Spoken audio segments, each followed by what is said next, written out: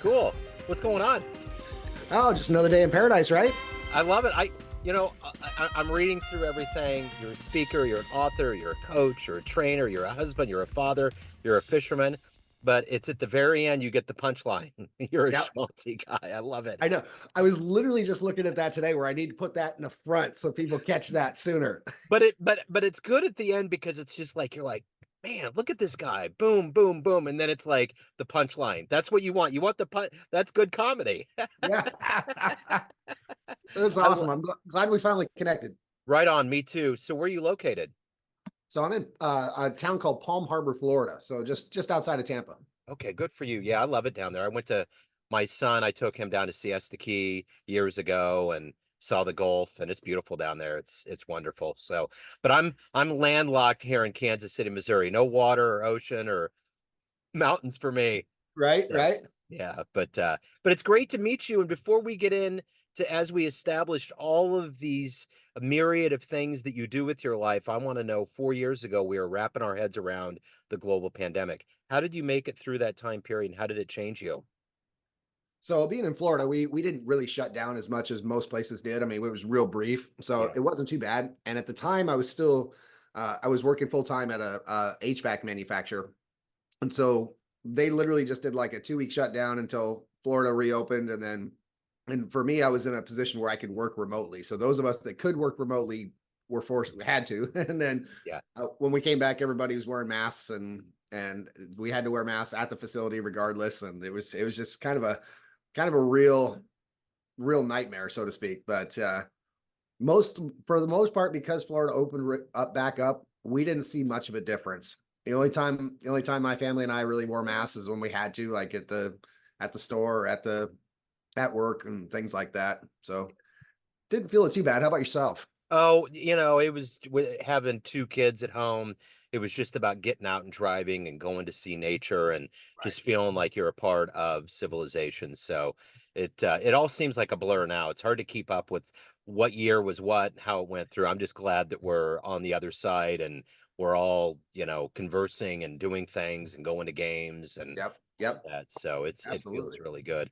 So let me ask you this. Of all of these things on paper that go into who you are, I'm going to put you in front of a bunch of third graders and we're going to boil it down to its essence. One of the Okay. kids looks up, it's career day, and they're like, "Hey, what do you do for a living?" How do you answer that child? Well, I help people create miracles in their lives. So I help people overcome their fears and find their real selves, and so they can really truly become the success that they're looking for in their life. So what did you want to be in the third grade? A baseball player. Okay. So let me ask you this quick sports question. What's the best game you ever went to? Ooh, it was actually football, not baseball, but Okay. I'm a Seahawks fan. I'm originally from Seattle. Okay. And I went to the 2006 championship game where it was the Carolina Panthers and the Seahawks in the NFC championship. And I was at that game, and sadly, I don't remember a whole lot of it because we tailgated all morning, but but That's okay. I was at that game, and it was probably the best game I've personally ever been to. Not that I've ever seen, but that I've ever been to. Wow. Yeah, when you get around all that energy, and I know with Arrowhead here in Kansas City, because Seattle is one of the loudest stadiums in the world, when you Yeah. get that many people going crazy, that'll Yeah. take you to a different place. Yes, it does. Yes, it does. So you mentioned you're from Seattle. Talk to me a little bit about how you got to this point where you're helping people realize their dreams and getting to the better place in their lives. Yeah, absolutely. So it was 2018 when the company Train, the HVAC company, hired me and moved us from Seattle to Panama City, Florida. So we've actually moved again since then. Okay. Uh, Panama City, and it was the worst company I've ever worked for. By far the worst job, worst leadership. I just was miserable. I went from being a happy-go-lucky leader in upper management for years, and I got there and was just toast. I was just hated life. And my wife is like, you got to do something. Something's got to change. So I ended up hiring my own life coach to start. And somebody recommended this guy. And turns out we're great friends. And I worked with him for almost 3 years. Although it was just shortly after working with him where I'm like, this is what I want to do. This is really what I want to do. I want to help people. I want to help people like you're helping me. And that's how it really spawned. Wow. That's Uh, great. So who's been a hero for you, an inspiration in your life? So it's funny, the same person is not only the hero, but also my limiting belief. And that's my older brother Chris. He and his wife have made millions and done it the traditional way everyone's taught to do, go to school, go to college, get an MBA, get a good job, and they've both been high level executives at different corporations. And it's also, so like I said, he's both my inspiration, my hero, but also my limiting belief. Because for years I always thought, oh, I'm not as good as Chris. I can't do this. So it was kind of a double-edged sword that I had to work out and cut it to one edge. Yeah. So let me ask you this. If you could meet one person alive on the planet, whether in a coaching or business sense would be inspirational or just a fascinating person, who would that be? Still alive or not alive, or does it We matter? could open it up to the ghosts. Yeah. Okay. So honestly, Jim Rohn is who I would really like to meet, and Yeah. he's passed away in 2007 or 17. But anyway, so I never got a chance to meet him, but yeah, he'd be definitely the one that I would want to meet and have a conversation with. So speaking of that inspiration, what has been your inspiration every day to wake up, to do the work that you do, to work hard and to also help others get to their dream? What's been the key for you? Yeah. So I have my morning creation, I call it. And I have this conversation with lots of people. I'm like, we're human beings. It's okay to wake up on the wrong side of the bed, but you have the choice whether you stay there or not, Yeah. So I create my morning every morning, and I start off with reading declarations, which are basically I am statements about myself. And whether I am truly those or not, it's teaching my subconscious mind that that's who I'm going to be and that's who I'm being and working to be every day. From there, I do meditate. I meditate for 10 to 30 minutes, depending on what my schedule looks like. I try to do 30, but if I'm in a hurry, I got to do 10, no less than 10. And there, I'm usually putting myself into my vision. And it can be one of my visions, multiple visions, but it's like, here's where I see myself, whether it's physically, whether it's financially. These are the visions I have for my family and I. And feel them like they're already there. Yeah. Like this, we're already living it. From there, I read something usually motivational or inspirational for 25 minutes. There's a reason behind the 25 minutes. Top brain experts out there say that if you read more than 28 minutes, you forget the things that you had already read. Yeah. So I just broke it at 25, making it an even number to go with, or odd number to go with my morning routine. And then I journal, and the morning journal is just a brain dump. It's to dump anything and everything that's in my mind out on a paper. And sometimes that's a paragraph, sometimes that's 3 pages. It just depends. And I set a timer for 15 minutes on that. And from there, I do some light exercise. And when I say light, I mean this is not going to the gym. This is maybe taking a mile walk down the road, or a couple mile walk, or doing some jumping jacks and push-ups, just something to get the blood flowing and get Yeah. those juices going. And then from there, I get ready for my day. So what's been one of your favorite client success stories so far? This is my favorite story, period. And this woman, she is still the inspiration of my clients.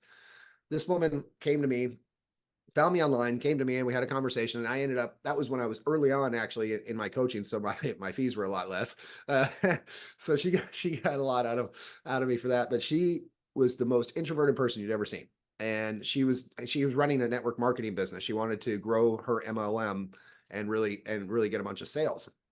Well, she was so quiet and shy that it was nuts. So one of the things I do with my clients is I have what I call Schmaltzy tasks.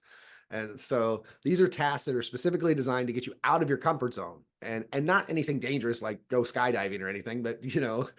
uh, the one that I gave her that she just crushed and it turned her whole world around was one of the tasks I give people is go into a department store or some sort of store that you normally go to and ask for some ridiculous discount, like 50, 75% off. And she's like, why? I'm like, there's no reason why. Just ask. It's all about the ask. So she walks in, and it wasn't like super expensive. She walks into this like coffee shop where she was buying like 2 dozen donuts because she had a family get together and a bunch of coffees. So it was a large order for a place like that. And she had her daughter video it, and she just walks up and she's like, she puts in her order. She goes, I think today's a good day for a discount. How about 75% off? And the guy's like, why? She's like, I don't know. It just feels like a good day for a discount. And he's like, okay. And he did. He gave her 75%.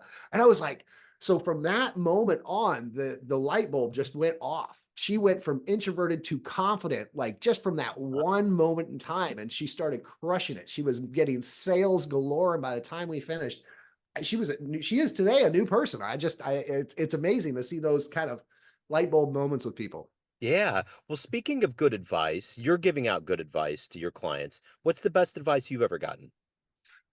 Ooh, that is a great question. I haven't been asked that in a long time. Hmm. Honestly, the best advice I ever got is to be the real me, be the real you. Hence the be schmaltzy, and the schmaltziness came That's it. around. Yeah. That's a fun one in itself. Yeah, absolutely. So, of all of these things that you've done and overcome and evolved into in your life, what are you the proudest of? Most recently, actually, it was just over 2 years ago, or about 2 years ago. My coaching practice was doing great. I had full-time coach now. I left the corporate job, was doing making more than I was, and I decided, and this is just barely getting out of the pandemic, so we're not quite full force yet. Still, some states shut down, and I decided I was going to try to run a big motivational speaker event. I had 1,000 seat place. I had already put deposits on everything. I mean, and most places wanted 50% deposits and non-refundable in a lot of cases.